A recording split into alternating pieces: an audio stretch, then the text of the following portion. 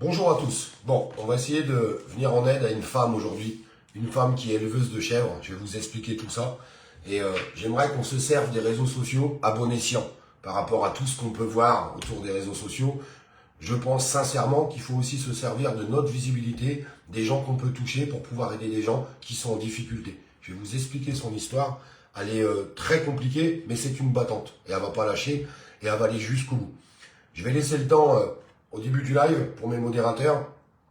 Je vais vous mettre un lien dans le titre du live et je vais épingler le lien aussi dans les commentaires. La vidéo, je la posterai aussi sur YouTube.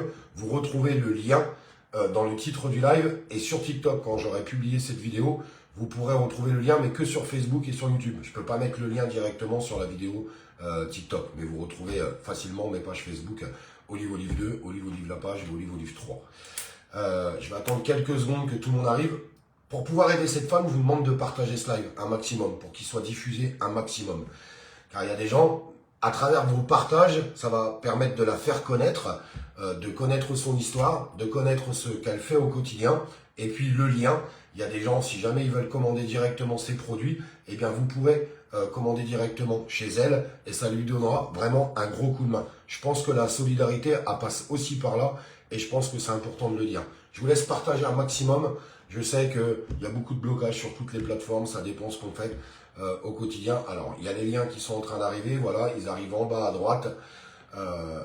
Comme ça, vous pourrez retrouver les liens et vous les aurez aussi dans les titres des lives. Alors, je vous explique, cette dame qui a un courage immense, hein, puisqu'on pourrait dire que c'était une dame de la ville qui est partie à la campagne.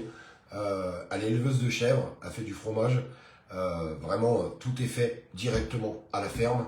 Et puis elle fait aussi de la viande. Ça, vous allez pouvoir le retrouver dans le lien pour les personnes qui voudront lui donner un petit coup de main. Ça vaut le coup de regarder.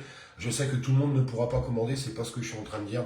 Mais s'il y a quelques personnes qui veulent lui faire une petite commande, eh bien, tant mieux que bien se fasse, ça pourra l'aider dans sa démarche. Je vous explique. Ils ont toujours des gros problèmes de trésorerie. Vous le savez tous ces problèmes ont été exposés depuis maintenant des semaines avec les agriculteurs, avec cette mobilisation énorme. Et d'ailleurs, toujours aucun avancement. Mais ça, il ne fallait pas s'étonner malheureusement. Je continuerai de le répéter. Aujourd'hui, les décisions ils sont prises à Bruxelles, à l'Union européenne. Et je savais tristement que ça continuerait d'être compliqué pour eux. Cette dame, à un moment donné, écoutez bien, hein, parce que j'ai bien regardé, j'ai dialogué avec elle pour que je puisse comprendre cette histoire. Elle a eu un manque de trésor pour faire tourner sa boîte. Du coup, elle s'est adressée à qui? À sa banque. Sa banque lui dit, écoutez, pas de problème, on va vous faire une avance d'argent, le temps que vous receviez les aides d'État, ces aides d'État qui n'arrivent jamais ou toujours beaucoup trop tard, à tel taux. Bon, à signer les documents et ce qui s'ensuit. Et puis au moment, elle se rend compte que, tristement, le taux qui avait été proposé par la banque n'est pas du tout le taux qui lui est impliqué sur ses remboursements. Donc forcément, elle engage déjà une procédure, ne serait-ce qu'au téléphone, pour essayer de dialoguer avec sa banque, pour dire il y a un problème, et ce qui s'ensuit, puis ça a traîné des mois. Et puis en fait, cette banque, vous connaissez tous un petit peu les banques, comment elles agissent, les vaches à lait, c'est nous, ils en ont strictement rien à branler de nos problèmes. Les banques, ils sont juste là pour nous prendre du fric. Voilà, c'est tout, faut arrêter de mentir, c'est la vérité. Et puis cette banque, elle a décidé de faire quoi?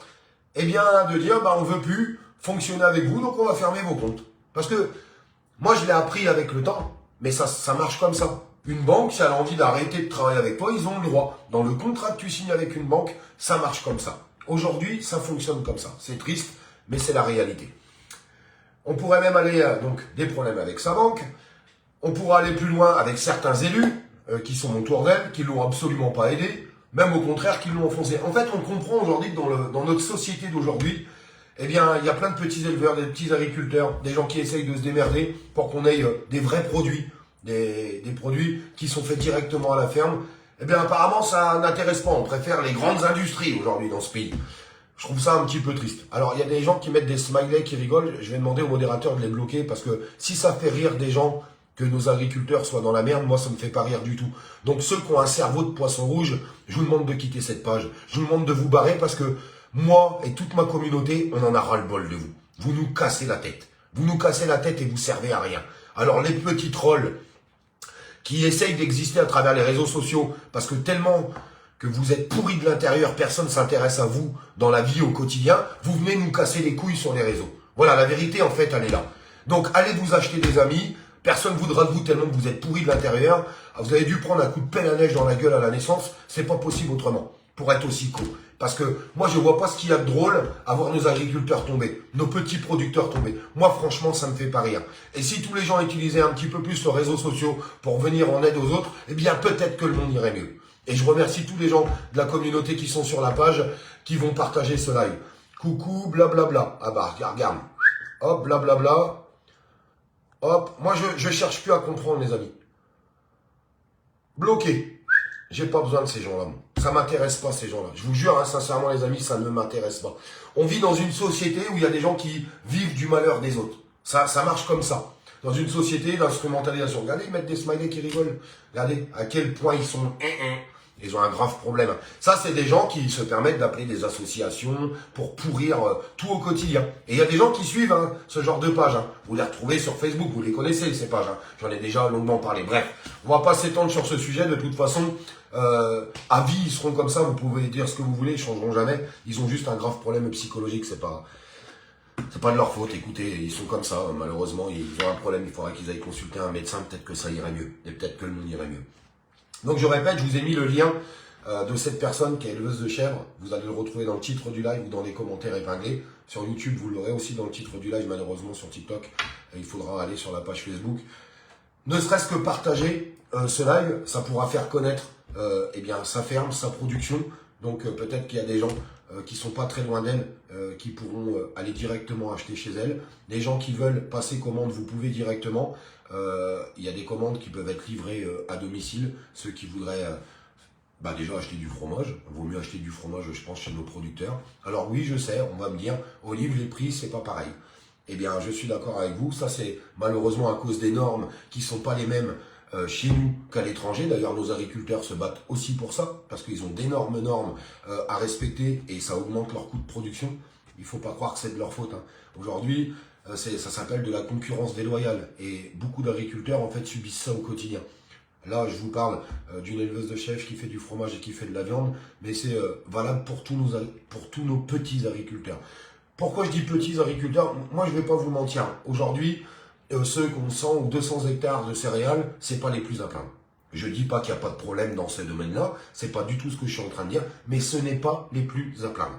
Les plus à plaindre, c'est tous les petits producteurs, toutes les petites fermes qui galèrent et qui n'y arrivent pas. Quand ils regardent les montants de remboursement de crédit, de charges, de tout ce qu'il y a avec et ce qui rentre au quotidien, ils sont dans la merde.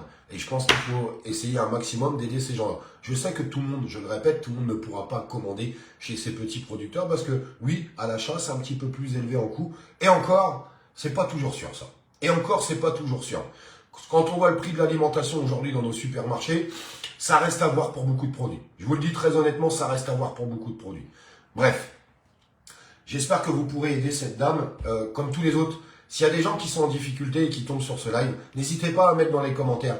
Moi, j'ai une petite production de ceci à tel endroit. Mettez-le dans les commentaires. Parce que je peux vous assurer que tous les gens qui me suivent, ils regardent les commentaires et tiens, il y a un petit producteur à côté de chez moi, ça c'est intéressant.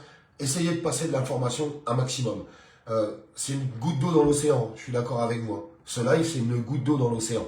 Mais si ça peut aider une personne, puis 2 personnes, puis 3 personnes, puis 10 personnes, eh bien, tant mieux et que bien se fasse. Je vous le dis sincèrement. Parce que moi, j'ai trop l'impression qu'aujourd'hui, on vit dans une société tristement où tout le monde devient un petit peu trop individualiste. Chacun baisse les yeux, on ne s'occupe pas de ce qui se passe à côté. Il faut qu'on arrive à ressouder les liens avec les bonnes personnes. Sincèrement, c'est super important. En tout cas, moi, je le pense. Donc, j'espère que ça sera bénéfique pour cette personne et puis d'autres après. Et puis si ça peut donner des bonnes idées à des personnes qui font des vidéos sur les réseaux sociaux, imaginez-vous si tous les jours, une page différente met un éleveur ou un agriculteur en avant par rapport à ce qu'il fait au quotidien pour pouvoir lui donner un petit coup de pouce, un petit coup de main. Oui, ça peut paraître ridicule, mais si tout le monde le fait, peut-être qu'on arrivera à leur apporter une aide. Parce que j'ai pas l'impression que ça soit le gouvernement qui les aide aujourd'hui. Moi, j'ai juste... La seule impression, c'est qu'on les a encore pris pour des imbéciles.